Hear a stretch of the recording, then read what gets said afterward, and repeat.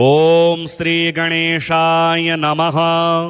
अथ श्री गणपत्यथर्वशीर्षं हरिः ओम नमस्ते गणपतये त्वमेव प्रत्यक्षं तत्त्वमसि त्वमेव केवलं कर्तासि त्वमेव केवलं धर्तासि त्वमेव केवलं हर्तासि त्वमेव सर्वं खल्विदं ब्रह्मासि त्वं साक्षादात्मासि नित्यं ऋतं वच्मि सत्यं वच्मि अवत्वं माम् अववक्तारम् अवश्रोतारम् अवदातारम् अवधातारम् अवानोचानमवशिष्यम् अवपश्चात्तात अवपुरस्तात अवोत्तरात्तात अवदक्षिणात्तात अवचोर्ध्वात्तात अवाधरात्तात सर्वतो मां पाहि पाहि समन्तात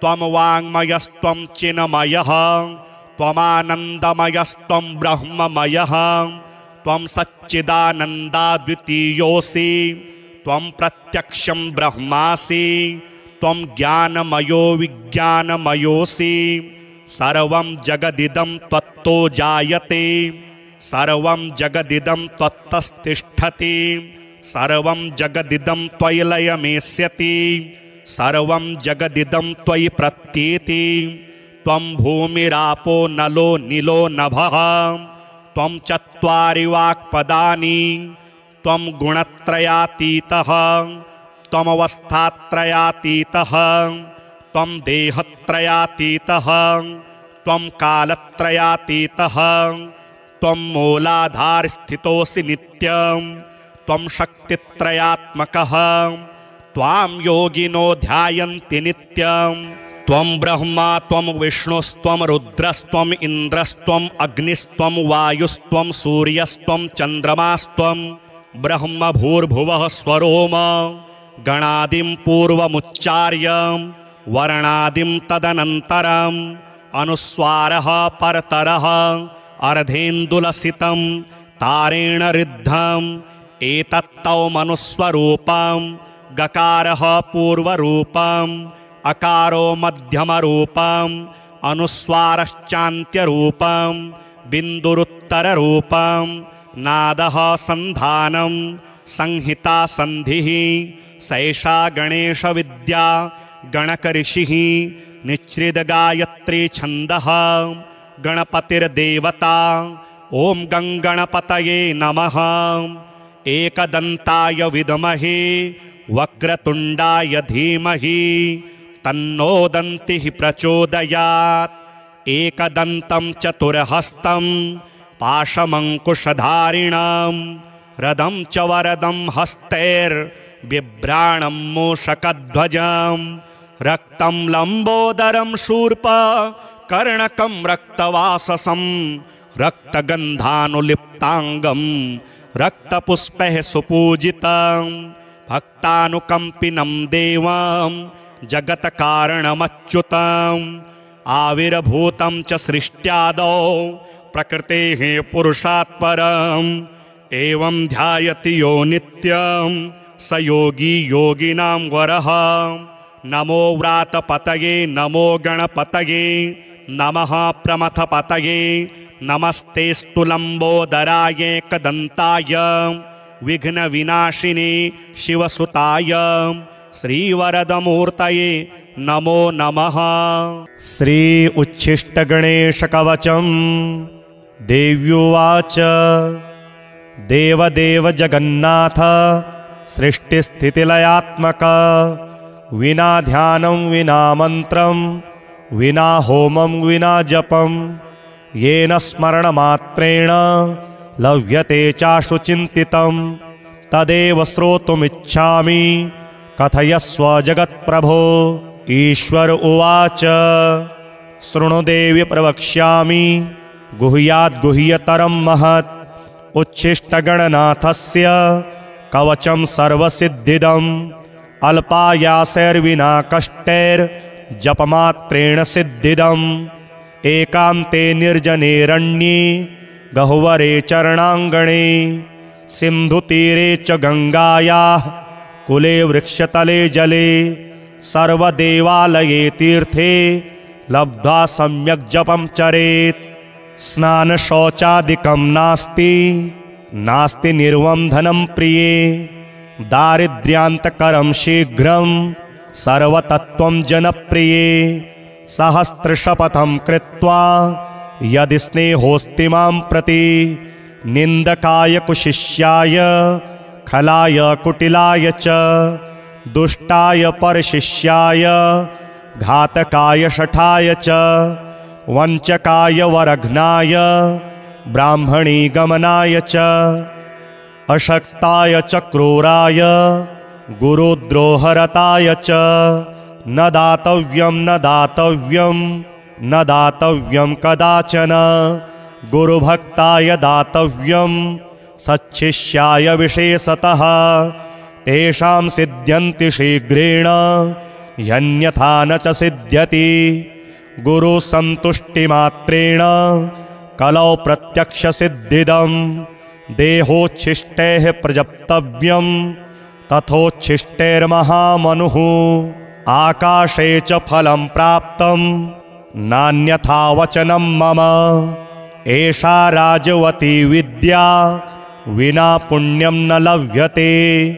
अथ वक्ष्यामि देवेशी कवचं मन्त्रपूर्वकं येन विज्ञातमात्रेण राजभोगफलप्रदं ऋषिर्मे गणकः पातु शिरसि च निरन्तरं त्राहि मां देवि गायत्री छन्दो ऋषिः सदा मुखे हृदये पातु मां नित्यम् उच्छिष्टगणदेवता गुह्ये रक्षतु तद्बीजं स्वाहा शक्तिश्च पादयोः कामकीलक सर्वाङ्गे विनियोगश्च सर्वदा पार्श्वद्वये सदा पातु स्वशक्तिं गणनायकः शिखायां पातु तद्बीजं भ्रूमध्ये तारबीजकं हस्तिवक्त्रश्च शिरसि लम्बोदरो ललाटके उच्छिष्टो नेत्रयोः पातु कर्णौ पातु महात्मने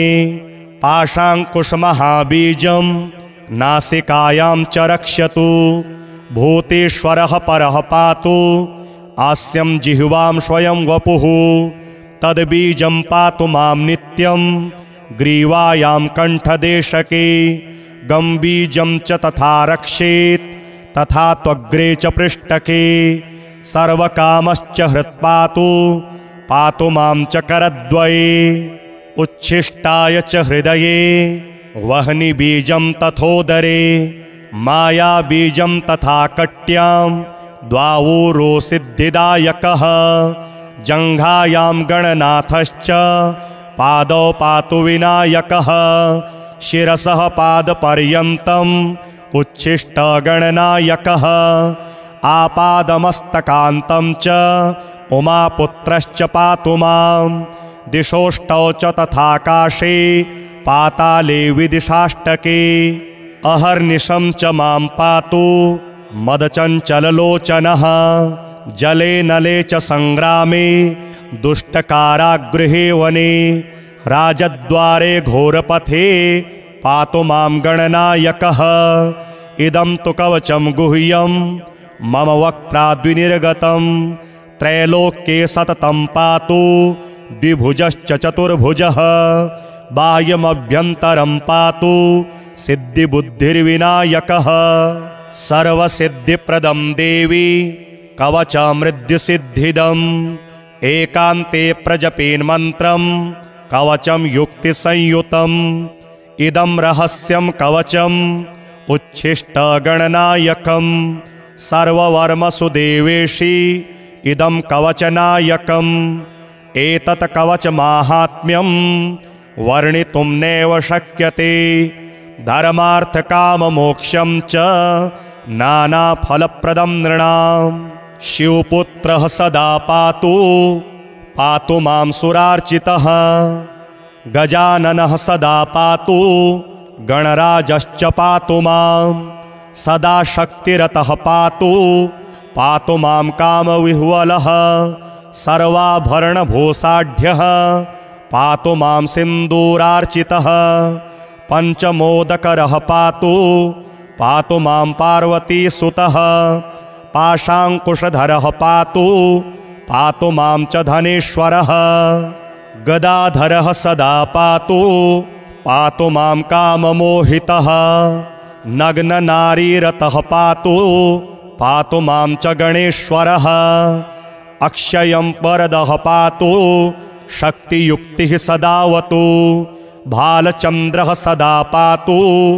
नानावस्त्रविभूषितः उच्छिष्टगणनाथश्च मदाघूर्णितलोचनः नारीयोनिरसास्वादः पातु मां गजकर्णकः प्रसन्नवदनः पातु मां भगवल्लभः जटाधरः सदा पातु मां च किरीटिकः पद्मासनास्थितः पातु रक्तवर्णश्च पातु मां नग्नसाममदोन्मत्तः पातु मां गणदेवतः वामाङ्गे सुन्दरीयुक्तः पातु मां मन्मथप्रभुः क्षेत्रपः पिशितं पातु मां श्रुतिपाठकः भूषणाढ्यस्तु मां पातु नानाभोगसमन्वितः स्मिताननः सदा पातु श्रीगणेशकुलान्वितः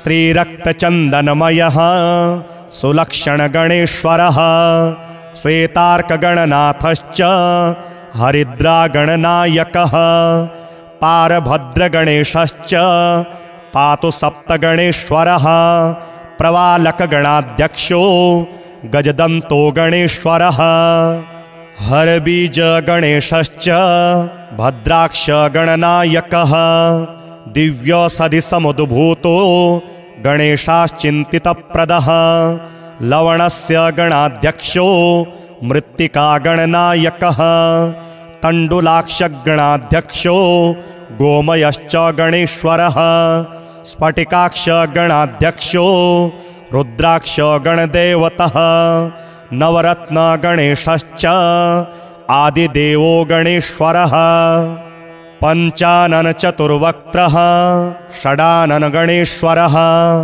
मयूरवाहनः पातु मां मूषकासनः पातु मां देवदेवेशः पातु मां ऋषिपूजितः पातु मां सर्वदा देवो देवदानवपूजितः त्रैलोक्यपूजितो देवः पातु मां च विभुप्रभुः रङ्गस्थं च सदा पातु सागरस्थं सदावतु चतुष्पथे सदा पातु त्रिपथस्थं च पातु मां बिल्वस्थं च वनस्थं च पातु मां सर्वतस्तनं राजद्वारस्थितं पातु मां शीघ्रसिद्धिदः भवानी पूजितः पातु ब्रह्मा विष्णुशिवार्चितः इदं तु कवचं देवी पठनात् सर्वसिद्धिदम् उच्छिष्टगणनाथस्य समन्त्रं कवचं परं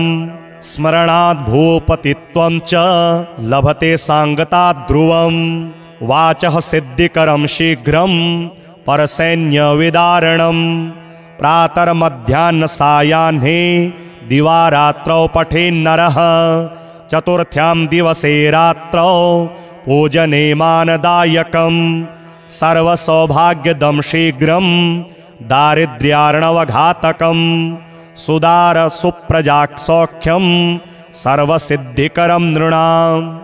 अथ श्री गणेशावतारस्तोत्र। आङ्गिरस उवाच अनन्ता अवताराश्च गणेशस्य महात्मनः न शक्यते कथां वक्तुं मया वर्षशतैरपि संक्षेपेण प्रवक्ष्यामि मुख्यानां मुख्यतां गतान् अवताराश्च तस्याष्टौ विख्यातान् ब्रह्मधारकान् वक्रतुण्डावतारश्च देहिनां ब्रह्मधारकः मत्सरासुरहन्ता स सिंहवाहनगः स्मृतः एकदन्तावतारो वै देहिनां ब्रह्मधारकः मदासुरस्य हन्ता स आखुवाहनगः स्मृतः महोदर इति ख्यातो ज्ञानब्रह्मप्रकाशकः मोहासुरस्य शत्रुर्वै आखुवाहनगः स्मृतः गजाननः स विज्ञेयः सांख्येभ्यः सिद्धिदायकः लोभासुरप्रहर्ता च मूषकगः प्रकीर्तितः लम्बोदरावतारो वै क्रोधासुरनिबर्हणः आखुगः शक्तिब्रह्मासन् तस्य धारक उच्यते विकटो नाम विख्यातः कामासुरप्रदाहकः मयूरवाहनश्चायं सौरमात्मधरः स्मृतः विघ्नराजावतारश्च शेषवाहन उच्यते ममासुरप्रहन्ता स विष्णुब्रह्मेति वाचकः धूम्रवर्णावतारश्च विमानासुरनाशकः आखुवाहनतां प्राप्तः शिवात्मकः स उच्यते एतेष्टौ ते मया प्रोक्ता गणेशांशा विनायकाः येषां भजनमात्रेण स्वस्वब्रह्मप्रधारकाः स्वानन्दवासकारी स गणेशानः प्रकथ्यते स्वानन्दे योगिभिर्दृष्टो ब्रह्मणि नात्र संशयः तस्यावताररूपाश्च अष्टौ विघ्नरणाः स्मृतः स्वानन्दभजनेनैव लीलास्तत्र भवन्ति माया तत्र स्वयं लीना भविष्यति सुपुत्रक संयोगे मौनभावश्च समाधिः प्राप्यते जनेः अयोगे गणराजस्य भजने नैव सिद्ध्यति मायाभेदमयं ब्रह्म निवृत्तिः प्राप्यते परा योगात्मकगणेशानो ब्रह्मणस्पतिवाचकः तत्र शान्तिः समाख्याता योगरूपा जनः कृता नानाशान्तिप्रभेदश्च स्थाने स्थाने प्रकथ्यते शान्तीनां शान्तिरूपा सा योगशान्तिः प्रकीर्तिता योगस्य योगता दृष्टा सर्वब्रह्मसुपुत्रक न योगात्मपरं ब्रह्म ब्रह्मभूतेन लभ्यते एतदेव परं गुह्यं कथितं वत्सले लिखं भजत्वं सर्वभावेन गणेशं ब्रह्मनायक पुत्रपौत्रादिप्रदं स्तोत्रमिदं शोकविनाशन धनधान्यसमृद्ध्यादि प्रदं भाविन संशयः धर्मार्थकाममोक्षाणां साधनं ब्रह्मदायक भक्तिदृढकरं चैव भविष्यति न संशयः।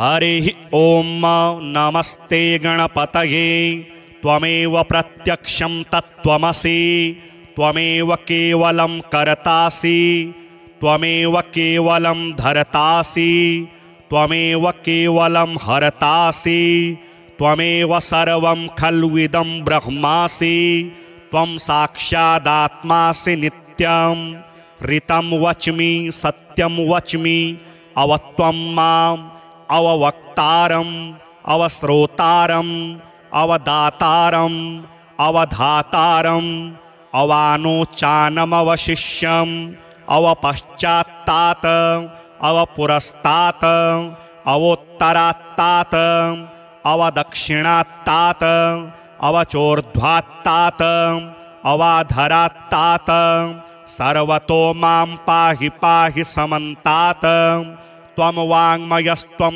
चिन्मयः त्वमानन्दमयस्त्वं ब्रह्ममयः त्वं सच्चिदानन्दाद्वितीयोऽसि त्वं प्रत्यक्षं ब्रह्मासि त्वं ज्ञानमयो विज्ञानमयोऽसि सर्वं जगदिदं त्वत्तो जायते सर्वं जगदिदं त्वत्तस्तिष्ठति सर्वं जगदिदं त्वयि लयमेष्यति सर्वं जगदिदं त्वयि प्रत्येति त्वं भूमिरापो नलो नीलो नभः त्वं चत्वारि वाक्पदानि त्वं गुणत्रयातीतः त्वमवस्थात्रयातीतः त्वं देहत्रयातीतः त्वं कालत्रयातीतः त्वं मूलाधारस्थितोऽसि नित्यं त्वं शक्तित्रयात्मकः त्वां योगिनो ध्यायन्ति नित्यं त्वं ब्रह्मा त्वं विष्णुस्त्वं रुद्रस्त्वं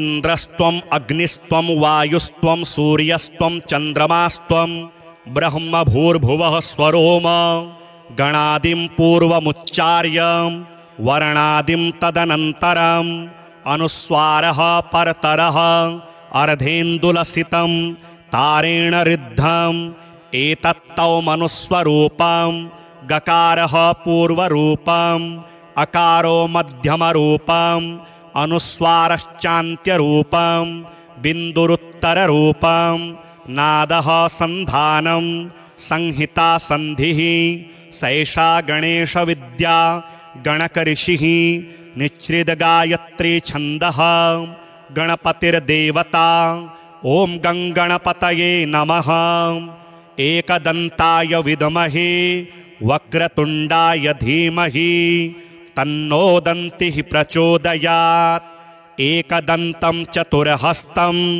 पाशमङ्कुशधारिणं रदं च वरदं हस्तैर्बिभ्राणं मूषकध्वजं रक्तं लम्बोदरं शूर्प कर्णकं रक्तवाससं रक्तगन्धानुलिप्ताङ्गं रक्तपुष्पैः सुपूजितं भक्तानुकम्पिनं देवं जगत्कारणमच्युतम् आविर्भूतं च सृष्ट्यादौ प्रकृतेः पुरुषात् परम् एवं ध्यायति यो नित्यं स योगी योगिनां वरः नमो व्रातपतये नमो गणपतये नमः प्रमथपतये नमस्तेस्तु लम्बोदराय एकदन्ताय विघ्नविनाशिने शिवसुताय श्रीवरदमूर्तये नमो नमः।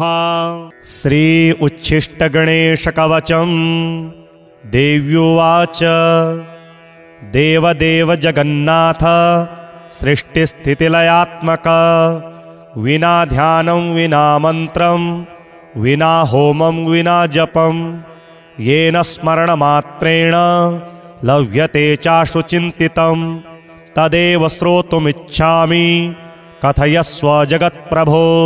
ईश्वर उवाच शृणु देवि प्रवक्ष्यामि गुह्याद्गुह्यतरं महत् उच्छिष्टगणनाथस्य कवचं सर्वसिद्धिदम् अल्पायासैर्विना कष्टैर्जपमात्रेण सिद्धिदम् एकान्ते निर्जनेरण्ये गह्वरे चरणाङ्गणे सिन्धुतीरे च गङ्गायाः कुले वृक्षतले जले सर्वदेवालये तीर्थे लब्ध्वा सम्यक् जपं चरेत् स्नानशौचादिकं नास्ति नास्ति निर्वन्धनं प्रिये दारिद्र्यान्तकरं शीघ्रं सर्वतत्त्वं जनप्रिये सहस्रशपथं कृत्वा यदि स्नेहोऽस्ति मां प्रति निन्दकाय कुशिष्याय खलाय कुटिलाय च दुष्टाय परशिष्याय घातकाय शठाय च वञ्चकाय वरघ्नाय ब्राह्मणी गमनाय च अशक्ताय च क्रूराय गुरुद्रोहरताय च न दातव्यं न दातव्यं कदाचन गुरुभक्ताय दातव्यं सच्छिष्याय विशेषतः तेषां सिद्ध्यन्ति शीघ्रेण यन्यथा न च सिद्ध्यति गुरुसन्तुष्टिमात्रेण कलौ प्रत्यक्षसिद्धिदं देहोच्छिष्टैः प्रजप्तव्यं तथोच्छिष्टैर्महामनुः आकाशे च फलं प्राप्तं नान्यथा वचनं मम एषा राजवती विद्या विना पुण्यं न लभ्यते अथ वक्ष्यामि देवेशी कवचं मन्त्रपूर्वकं येन विज्ञातमात्रेण राजभोगफलप्रदं ऋषिर्मे गणकः पातु शिरसि च निरन्तरं त्राहि मां देवि गायत्री छन्दो ऋषिः सदा मुखे हृदये पातु मां नित्यम् उच्छिष्टगणदेवता गुह्ये रक्षतु तद्बीजं स्वाहा शक्तिश्च पादयोः कामकीलक सर्वाङ्गे विनियोगश्च सर्वदा पार्श्वद्वये सदा पातु स्वशक्तिं गणनायकः शिखायां पातु तद्बीजं भ्रूमध्ये तारबीजकं हस्तिवक्त्रश्च शिरसि लम्बोदरो ललाटके उच्छिष्टो नेत्रयोः पातु कर्णौ पातु महात्मने पाशाङ्कुशमहाबीजं नासिकायां च रक्षतु भूतेश्वरः परः पातु आस्यं जिह्वां स्वयं वपुः तद्बीजं पातु मां नित्यं ग्रीवायां कण्ठदेशके गम्बीजं च तथा रक्षेत् तथा त्वग्रे च पृष्ठके सर्वकामश्च हृत्पातु पातु मां च करद्वये उच्छिष्टाय च हृदये वह्निबीजं तथोदरे मायाबीजं तथा कट्यां द्वावूरो सिद्धिदायकः जङ्घायां गणनाथश्च पादौ पातु विनायकः शिरसः पादपर्यन्तम् उच्छिष्टगणनायकः आपादमस्तकान्तं च उमापुत्रश्च पातु मां दिशोष्टौ च तथाकाशे पाताले विदिशाष्टके अहर्निशं च मां पातु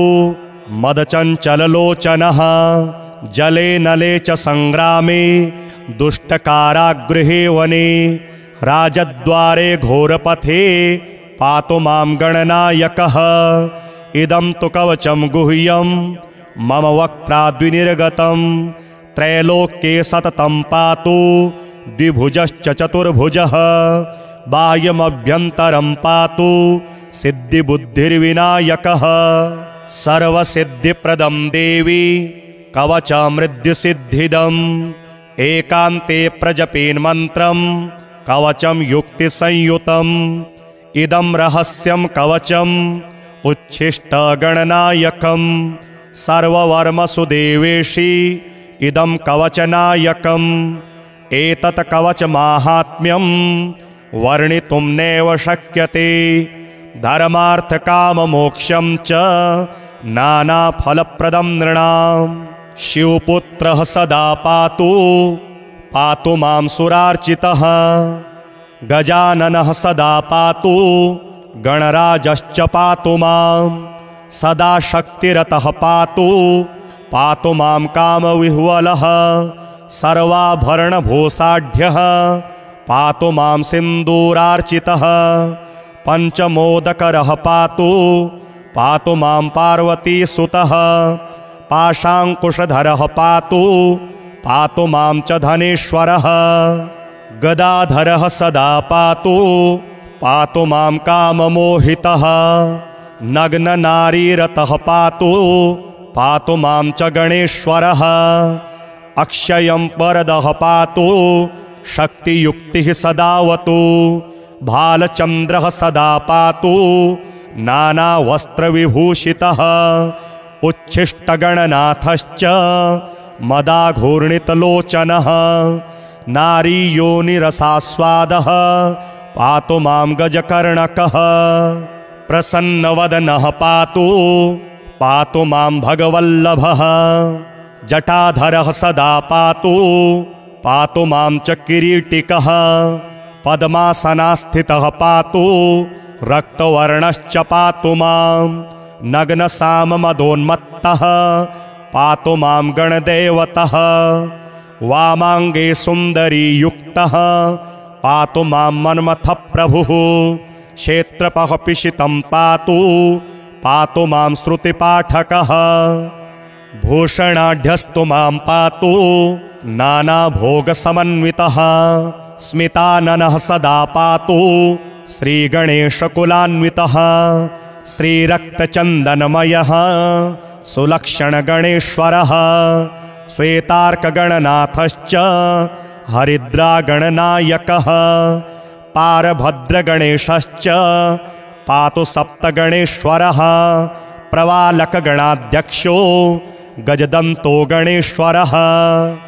हरबीजगणेशश्च भद्राक्षगणनायकः। दिव्यौषधिसमुद्भूतो गणेशाश्चिन्तितप्रदः। लवणस्य गणाध्यक्षो मृत्तिकागणनायकः।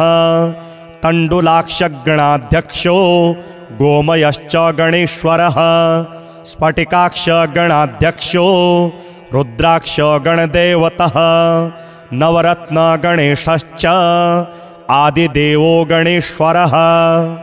पञ्चाननचतुर्वक्त्रः षडाननगणेश्वरः। मयूरवाहनः पातु मां मूषकासनः। पातु मां देवदेवेशः। पातु मां ऋषिपूजितः। पातु मां सर्वदा देवो देवदानवपूजितः।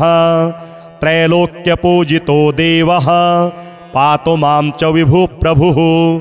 रङ्गस्थं च सदा पातु सागरस्थं सदावतु। चतुष्पथे सदा पातु त्रिपथस्थं च पातु मां। बिल्वस्थं च वनस्थं च पातु मां सर्वतस्तनं। राजद्वारस्थितं पातु मां शीघ्रसिद्धिदः। भवानी पूजितः पातु ब्रह्मा विष्णुशिवार्चितः। इदं तु कवचं देवी पठनात् सर्वसिद्धिदम्। उच्छिष्टगणनाथस्य समन्त्रं कवचं परम्। स्मरणात् भूपतित्वं च लभते सांगतात् ध्रुवम्। वाचः सिद्धिकरं शीघ्रं परसैन्यविदारणम्। प्रातर्मध्याह्नसायाह्ने दिवारात्रौ पठेन्नरः। चतुर्थ्यां दिवसे रात्रौ पूजने मानदायकम्। सर्वसौभाग्यदं शीघ्रं दारिद्र्यार्णवघातकम्। सुदारसुप्रजासौख्यं सर्वसिद्धिकरं नृणाम्। अथ श्री गणेशावतारस्तोत्र। आङ्गिरस उवाच अनन्ता अवताराश्च गणेशस्य महात्मनः। न शक्यते कथां वक्तुं मया वर्षशतैरपि। संक्षेपेण प्रवक्ष्यामि मुख्यानां मुख्यतां गतान्। अवताराश्च तस्याष्टौ विख्यातान् ब्रह्मधारकान्। वक्रतुण्डावतारश्च देहिनां ब्रह्मधारकः। मत्सरासुरहन्ता स सिंहवाहनगः स्मृतः। एकदन्तावतारो वै देहिनां ब्रह्मधारकः। मदासुरस्य हन्ता स आखुवाहनगः स्मृतः। महोदर इति ख्यातो ज्ञानब्रह्मप्रकाशकः। मोहासुरस्य शत्रुर्वै आखुवाहनगः स्मृतः। गजाननः स विज्ञेयः सांख्येभ्यः सिद्धिदायकः। लोभासुरप्रहर्ता च मूषकगः प्रकीर्तितः। लम्बोदरावतारो वै क्रोधासुरनिबर्हणः। आखुगः शक्तिब्रह्मासन् तस्य धारक उच्यते। विकटो नाम विख्यातः कामासुरप्रदाहकः मयूरवाहनश्चायं सौरमात्मधरः स्मृतः। विघ्नराजावतारश्च शेषवाहन उच्यते। ममासुरप्रहन्ता स विष्णुब्रह्मेति वाचकः। धूम्रवर्णावतारश्च विमानासुरनाशकः आखुवाहनतां प्राप्तः शिवात्मकः स उच्यते।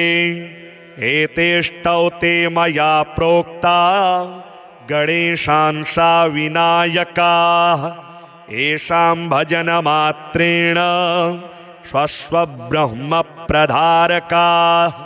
स्वानन्दवासकारी स गणेशानः प्रकथ्यते।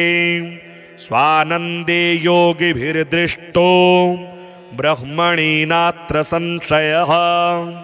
तस्यावताररूपाश्च अष्टौ विघ्नरणाः स्मृतः। स्वानन्दभजनेनैव लीलास्तत्र भवन्ति। माया तत्र स्वयं लीना भविष्यति सुपुत्रक। संयोगे मौनभावश्च समाधिः प्राप्यते जनेः। अयोगे गणराजस्य भजने नैव सिद्ध्यति। मायाभेदमयं ब्रह्म निवृत्तिः प्राप्यते परा। योगात्मक गणेशानो ब्रह्मणस्पतिवाचकः। तत्र शान्तिः समाख्याता योगरूपा जनः कृता। नानाशान्तिप्रभेदश्च स्थाने स्थाने प्रकथ्यते। शान्तीनां शान्तिरूपा सा योगशान्तिः प्रकीर्तिता। योगस्य योगता दृष्टा सर्वब्रह्म सुपुत्रक। न योगात्मपरं ब्रह्म ब्रह्मभूतेन लभ्यते। एतदेव परं गुह्यं कथितं वत्सले लिखं। भजत्वं सर्वभावेन गणेशं ब्रह्मनायक। पुत्रपौत्रादिप्रदं स्तोत्रमिदं शोकविनाशन। धनधान्यसमृद्ध्यादि प्रदं भावि न संशयः। धर्मार्थकाममोक्षाणां साधनं ब्रह्मदायक। भक्तिदृढकरं चैव भविष्यति न संशयः। हरिः ॐ नमस्ते गणपतये। त्वमेव प्रत्यक्षं तत्त्वमसि। त्वमेव केवलं कर्तासि। त्वमेव केवलं धर्तासि। त्वमेव केवलं हर्तासि। त्वमेव सर्वं खल्विदं ब्रह्मासि। त्वं साक्षादात्मासि नित्यं। ऋतं वच्मि सत्यं वच्मि। अवत्वं माम् अववक्तारम् अवश्रोतारम् अवदातारम् अवधातारम् अवानोचानमवशिष्यम् अवपश्चात्तात् अवपुरस्तात् अवोत्तरात्तात् अवदक्षिणात्तात् अवचोर्ध्वात्तात् अवाधरात्तात् सर्वतो मां पाहि पाहि समन्तात्। त्वं वाङ्मयस्त्वं चिन्मयः। त्वमानन्दमयस्त्वं ब्रह्ममयः। त्वं सच्चिदानन्दाद्वितीयोऽसि। त्वं प्रत्यक्षं ब्रह्मासि। त्वं ज्ञानमयो विज्ञानमयोऽसि। सर्वं जगदिदं त्वत्तो जायते। सर्वं जगदिदं त्वत्तस्तिष्ठति। सर्वं जगदिदं त्वयि लयमेष्यति। सर्वं जगदिदं त्वयि प्रत्येति। त्वं भूमिरापो नलो नीलो नभः। त्वं चत्वारि वाक्पदानि। त्वं गुणत्रयातीतः। त्वमवस्थात्रयातीतः त्वं देहत्रयातीतः त्वं कालत्रयातीतः त्वं मूलाधारस्थितोऽसि नित्यं त्वं शक्तित्रयात्मकः त्वां योगिनो ध्यायन्ति नित्यं त्वं ब्रह्मा त्वं विष्णुस्त्वं रुद्रस्त्वम् इन्द्रस्त्वम् अग्निस्त्वं वायुस्त्वं सूर्यस्त्वं चन्द्रमास्त्वं ब्रह्म भूर्भुवः स्वरोम गणादिं पूर्वमुच्चार्य वर्णादिं तदनन्तरम् अनुस्वारः परतरः अर्धेन्दुलसितं तारेण ऋद्धम् एतत्तौ मनुस्वरूपं गकारः पूर्वरूपम् अकारो मध्यमरूपम् अनुस्वारश्चान्त्यरूपम् बिन्दुरुत्तररूपम् नादः सन्धानं संहिता सन्धिः सैषा गणेशविद्या गणकऋषिः निच्छ्रितगायत्री छन्दः गणपतिर्देवता ॐ गङ्गणपतये नमः एकदन्ताय विद्महे वक्रतुण्डाय धीमहि तन्नो दन्तिः प्रचोदयात् एकदन्तं चतुर्हस्तं पाशमङ्कुशधारिणं रदं च वरदं हस्तैर्बिभ्राणं मूषकध्वजं रक्तं लम्बोदरं शूर्पकर्णकं रक्तवाससं रक्तगन्धानुलिप्ताङ्गं रक्तपुष्पैः सुपूजितं भक्तानुकम्पिनं देवं जगत्कारणमच्युतम् आविर्भूतं च सृष्ट्यादौ प्रकृतेः पुरुषात् परम् एवं ध्यायति यो नित्यं स योगी योगिनां वरः नमो व्रातपतये नमो गणपतये नमः प्रमथपतये नमस्तेस्तु लम्बोदराय एकदन्ताय विघ्नविनाशिने शिवसुताय श्रीवरदमूर्तये नमो नमः। श्री उच्छिष्टगणेशकवचं देव्युवाच देवदेव जगन्नाथ सृष्टिस्थितिलयात्मक विना ध्यानं विना मन्त्रं विना होमं विना जपं येन स्मरणमात्रेण लभ्यते चाशु चिन्तितं तदेव श्रोतुमिच्छामि कथयस्व जगत्प्रभो।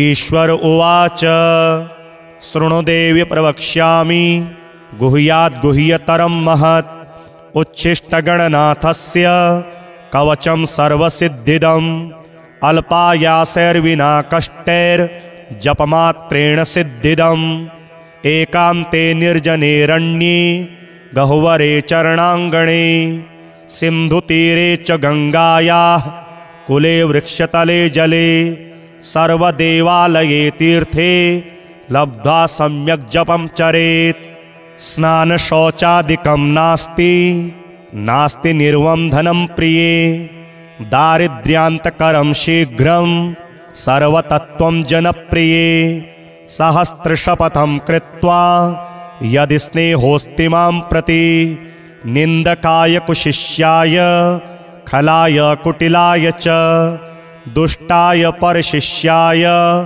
घातकाय शठाय च वञ्चकाय वरघ्नाय ब्राह्मणी गमनाय च अशक्ताय च क्रूराय गुरुद्रोहरताय च न दातव्यं कदाचन गुरुभक्ताय दातव्यं सच्छिष्याय विशेषतः तेषां सिद्ध्यन्ति शीघ्रेण यन्यथा न च सिद्ध्यति गुरुसन्तुष्टिमात्रेण कलौ प्रत्यक्षसिद्धिदं देहोच्छिष्टैः प्रजप्तव्यं तथोच्छिष्टैर्महामनुः आकाशे च फलं प्राप्तं नान्यथा वचनं मम एषा राजवती विद्या विना पुण्यं न लभ्यते अथ वक्ष्यामि देवेशी कवचं मन्त्रपूर्वकं येन विज्ञातमात्रेण राजभोगफलप्रदम् ऋषिर्मे गणकः पातु शिरसि च निरन्तरं त्राहि मां देवि गायत्री छन्दो ऋषिः सदा मुखे। हृदये पातु मां नित्यम् उच्छिष्टगणदेवता गुह्ये रक्षतु तद्बीजं स्वाहा शक्तिश्च पादयोः। कामकीलक सर्वाङ्गे विनियोगश्च सर्वदा पार्श्वद्वये सदा पातु स्वशक्तिं गणनायकः।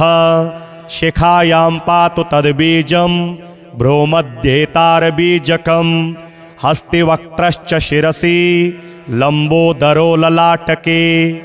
उच्छिष्टो नेत्रयोः पातु कर्णौ पातु महात्मने पाशाङ्कुशमहाबीजं नासिकायां च रक्षतु।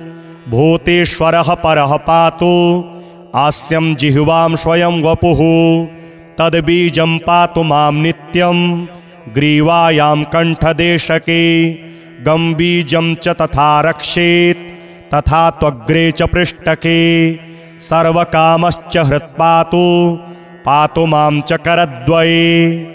उच्छिष्टाय च हृदये वह्निबीजं तथोदरे मायाबीजं तथा कट्यां द्वावूरो सिद्धिदायकः। जङ्घायां गणनाथश्च पादौ पातु विनायकः।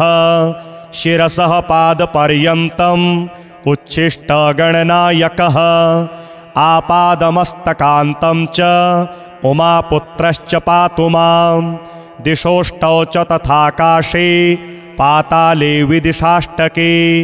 अहर्निशं च मां पातु मदचञ्चललोचनः।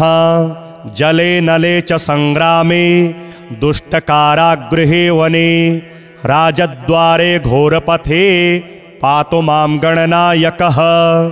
इदं तु कवचं गुह्यं मम वक्त्राद्विनिर्गतं त्रैलोक्ये सततं पातु द्विभुजश्च चतुर्भुजः। बाह्यमभ्यन्तरं पातु सिद्धिबुद्धिर्विनायकः। सर्वसिद्धिप्रदं देवी कवचमृद्युसिद्धिदम् एकान्ते प्रजपेन्मन्त्रं कवचं युक्तिसंयुतम्। इदं रहस्यं कवचम् उच्छिष्टगणनायकम् सर्ववर्मसु देवेशी इदं कवचनायकम्। एतत् कवचमाहात्म्यं वर्णितुं नैव शक्यते।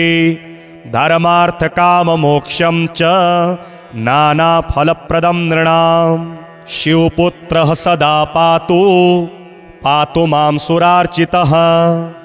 गजाननः सदा पातु गणराजश्च पातु मां। सदा शक्तिरतः पातु पातु मां कामविह्वलः। सर्वाभरणभूषाढ्यः पातु मां सिन्दूरार्चितः। पञ्चमोदकरः पातु पातु मां पार्वतीसुतः। पाशाङ्कुशधरः पातु पातु मां च धनेश्वरः। गदाधरः सदा पातु पातु मां काममोहितः। नग्ननारीरतः पातु पातु मां च गणेश्वरः। अक्षयं वरदः पातु शक्तियुक्तिः सदावतु। भालचन्द्रः सदा पातु नानावस्त्रविभूषितः। उच्छिष्टगणनाथश्च मदाघूर्णितलोचनः।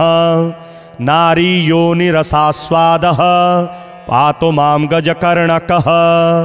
प्रसन्नवदनः पातु पातु मां भगवल्लभः। जटाधरः सदा पातु पातु मां च किरीटिकः। पद्मासनास्थितः पातु रक्तवर्णश्च पातु मां। नग्नसाममदोन्मत्तः पातु मां गणदेवतः। वामाङ्गे सुन्दरीयुक्तः पातु मां मन्मथप्रभुः। क्षेत्रपः पिशितं पातु पातु मां श्रुतिपाठकः। भूषणाढ्यस्तु मां पातु नानाभोगसमन्वितः। स्मिताननः सदा पातु श्रीगणेशकुलान्वितः। श्रीरक्तचन्दनमयः सुलक्षणगणेश्वरः। श्वेतार्कगणनाथश्च हरिद्रागणनायकः। पारभद्रगणेशश्च पातु सप्तगणेश्वरः प्रवालकगणाध्यक्षो गजदन्तो गणेश्वरः हरबीजगणेशश्च भद्राक्षगणनायकः दिव्यौषधिसमुद्भूतो गणेशाश्चिन्तितप्रदः लवणस्य गणाध्यक्षो मृत्तिकागणनायकः तण्डुलाक्षगणाध्यक्षो गोमयश्च गणेश्वरः स्फटिकाक्षगणाध्यक्षो रुद्राक्षगणदेवतः नवरत्नगणेशश्च आदिदेवो गणेश्वरः पञ्चाननचतुर्वक्त्रः षडाननगणेश्वरः मयूरवाहनः पातु मां मूषकासनः पातु मां देवदेवेशः पातु मां ऋषिपूजितः पातु मां सर्वदा देवो देवदानवपूजितः त्रैलोक्यपूजितो देवः पातु मां च विभुप्रभुः रङ्गस्थं च सदा पातु सागरस्थं सदावतु चतुष्पथे सदा पातु त्रिपथस्थं च पातु मां बिल्वस्थं च वनस्थं च पातु मां सर्वतस्तनं राजद्वारस्थितं पातु मां शीघ्रसिद्धिदः भवानी पूजितः पातु ब्रह्मा विष्णुशिवार्चितः इदं तु कवचं देवी पठनात् सर्वसिद्धिदम् उच्छिष्टगणनाथस्य समन्त्रं कवचं परं स्मरणात् भूपतित्वं च लभते सांगतात् ध्रुवं वाचः सिद्धिकरं शीघ्रं परसैन्यविदारणं प्रातर्मध्याह्नसायाह्ने दिवारात्रौ पठेन्नरः चतुर्थ्यां दिवसे रात्रौ पूजने मानदायकं सर्वसौभाग्यदं शीघ्रं दारिद्र्यार्णवघातकं सुदारसुप्रजासौख्यं सर्वसिद्धिकरं नृणाम्। अथ श्री गणेशावतारस्तोत्र। आङ्गिरस उवाच अनन्ता अवताराश्च गणेशस्य महात्मनः न शक्यते कथां वक्तुं मया वर्षशतैरपि संक्षेपेण प्रवक्ष्यामि मुख्यानां मुख्यतां गतान् अवताराश्च तस्याष्टौ विख्यातान् ब्रह्मधारकान् वक्रतुण्डावतारश्च देहिनां ब्रह्मधारकः मत्सरासुरहन्ता स सिंहवाहनगः स्मृतः एकदन्तावतारो वै देहिनां ब्रह्मधारकः मदासुरस्य हन्ता स आखुवाहनगः स्मृतः महोदर इति ख्यातो ज्ञानब्रह्मप्रकाशकः मोहासुरस्य शत्रुर्वै आखुवाहनगः स्मृतः गजाननः स विज्ञेयः सांख्येभ्यः सिद्धिदायकः लोभासुरप्रहर्ता च मूषकगः प्रकीर्तितः लम्बोदरावतारो वै क्रोधासुरनिबर्हणः आखुगः शक्तिब्रह्मासन् तस्य धारक उच्यते विकटो नाम विख्यातः कामासुरप्रदाहकः मयूरवाहनश्चायं सौरमात्मधरः स्मृतः विघ्नराजावतारश्च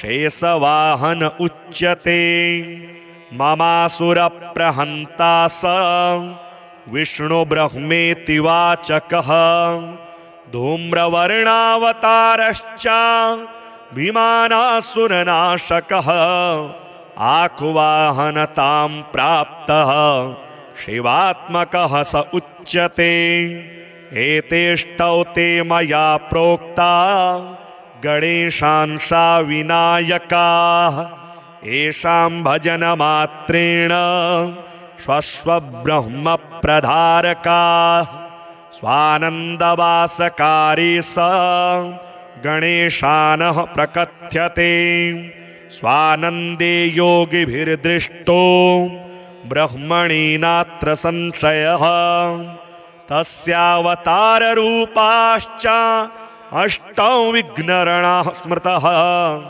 स्वानन्दभजनेनैव लीलास्तत्र भवन्ति माया तत्र स्वयं लीना भविष्यति सुपुत्रक संयोगे मौनभावश्च समाधिः प्राप्यते जनेः अयोगे गणराजस्य भजने नैव सिद्ध्यति मायाभेदमयं ब्रह्म निवृत्तिः प्राप्यते परा योगात्मकगणेशानो ब्रह्मणस्पतिवाचकः तत्र शान्तिः समाख्याता योगरूपा जनः कृता नानाशान्तिप्रभेदश्च स्थाने स्थाने प्रकथ्यते शान्तीनां शान्तिरूपा सा योगशान्तिः प्रकीर्तिता